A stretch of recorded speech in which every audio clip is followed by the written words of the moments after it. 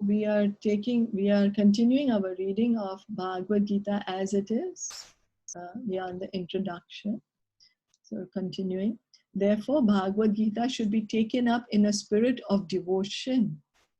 One should not think that he is equal to Krishna, not, no, we reread that. Okay, so just what is the Bhagavad Gita? The purpose of Bhagavad Gita is to deliver mankind from the nescience of material existence. So now we understand. Why did Krishna speak the Bhagavad Gita 5,000 years ago? Because Krishna knows that we are always thinking that we are the body and that this material world is all in all. But he left these teachings for us so that we can understand that we are different from matter. Every man is in difficulty in so many ways, as Arjuna also was in difficulty in having to fight the battle of Kurukshetra. Arjuna surrendered unto Sri Krishna, and consequently this Bhagavad Gita was spoken. Not only Arjuna, but every one of us is full of anxieties because of this material existence. I'm sure none of us can say, if we are beyond a certain age, we cannot say that I don't have anxiety. Nowadays, even little children have anxiety. They're given so much stress at work. That's the nature of this material world. Our very existence is in the atmosphere of non-existence. Actually, we are not meant to be threatened by non-existence. Our existence is eternal, but somehow or other, we are put into asat. Asat refers to that which does not exist. Now, what does this mean? Our very existence is in the atmosphere of non-existence. So does it mean that this material world it's not existing? What it means, why is it asat? Because it is temporary. It is not that it's not real. It is very real. And the Mayavadis say that the material world is not real. But if it was not real, if I try to kill somebody, they will run for their life. You know, they will run for their life because so what is not real is that our thinking that I'm this body. That is not real. But we are in the body, that is very real. Right now we are in the body, we are in this material world. Krishna has made such an elaborate arrangement. Otherwise, why would he make such an elaborate arrangement? Mahavishnu, Garbhodakshai Vishnu, Shirodakshai Vishnu, so many demigods in charge of this universe. What is all this such a big management happening for? How can we say everything it doesn't exist? It does exist, but it is temporary. For example, if I'm on the bus and so the bus is real, I'm on the bus. I can't say that the bus doesn't exist. I am on the bus. But if I start thinking that the seat that I am sitting on, that is permanently my seat. Now that is not real, right? Because I have to get down at one time and somebody else will come and sit in that seat.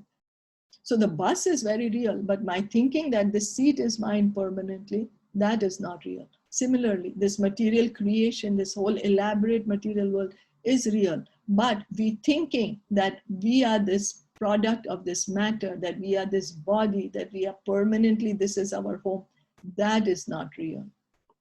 Is that clear? Yeah. Okay. Any questions, comments on this? Because it's like a foundational thing, you know. Many of us get confused. What is this? Why they say it's that which does not exist? Why is it asat? It's asat because it is not permanent. It is temporary. So it is a relative truth. It exists for some time.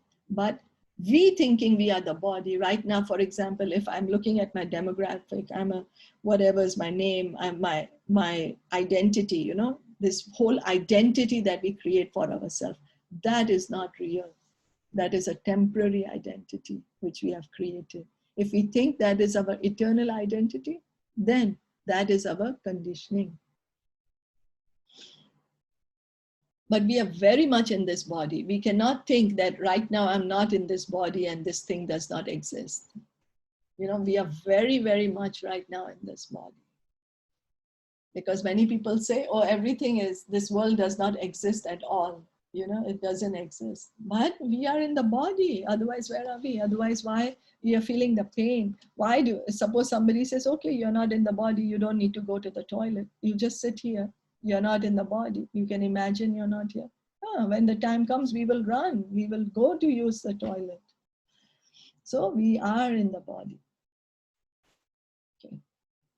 So out of so many human beings who are suffering, there are a few who are actually inquiring about their position as to what they are, why they are put into this awkward position, and so on.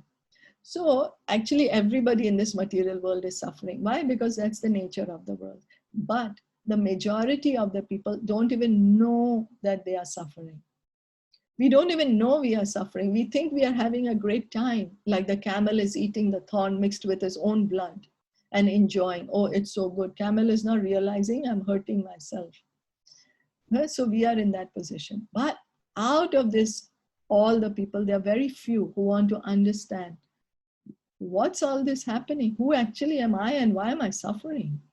Unless one is awakened to this position of questioning his suffering, unless he realizes that he doesn't want suffering, but rather wants to make a solution to all suffering, then he is not to be considered a perfect human being. You know, Vedanta Sutra says that human life begins with the platform of inquiry, who am I? Till the time we do not ask this question, we are on the platform of two-legged animal. I'm sorry, can you just hold on for a moment? Sorry about that. Just quickly. So till the time we don't even ask who am I, imagine that's what the Vedanta Sutra says. Humanity begins when this sort of inquiry is awakened in one's mind.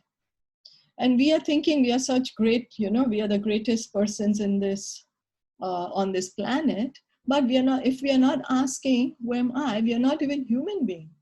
That's what the Vedas are saying. In the Brahma Sutra, this inquiry is called Brahma Jigyasa, Athato Brahma Jigyasa. Every activity of the human being is to be considered a failure unless he inquires about the nature of the absolute. Now, this is a big statement. Every activity, we are acting the whole day. We are doing something or the other the whole day. And now, the Vedanta Sutra, the Vedas are saying that any activity we are doing, all the activities we are doing are a failure till the time we are not trying to understand what's the truth.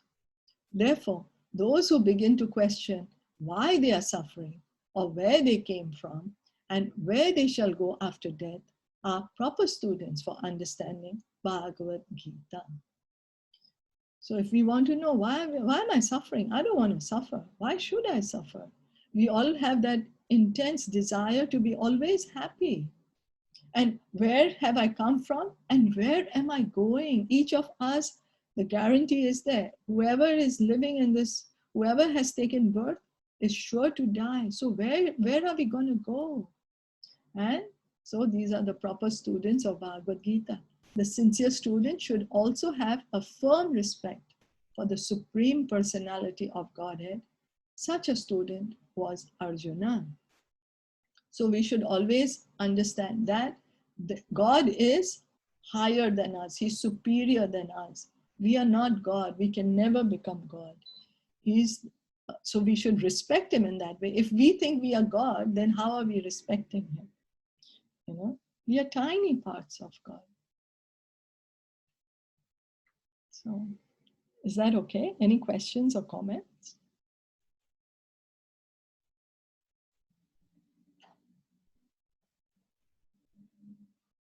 Yes, no? Maybe? No. No? Okay, so we'll stop here for today. Thank you so much for joining in. Sorry for the pause. Bhagavad Gita ki jai, Shila Prabhupada ki jai, Gaura Premanande, Hari Hari Bol, Hare Krishna.